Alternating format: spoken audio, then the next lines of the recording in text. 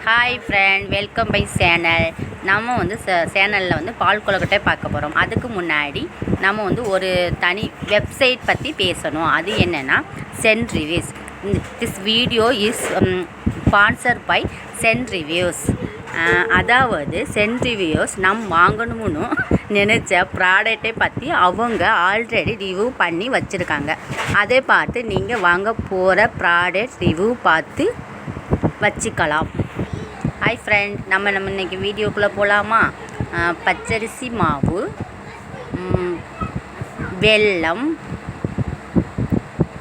Salt,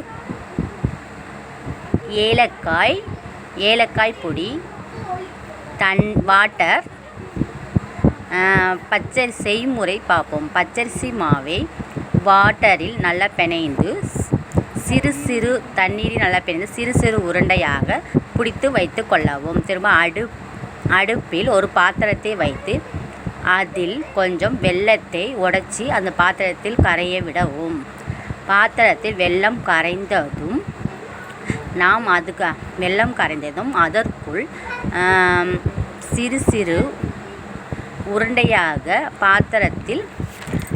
உருண்டையாக பச்சரிசி மாவு உருண்டையை பாத்திரத்தில் போடவும்.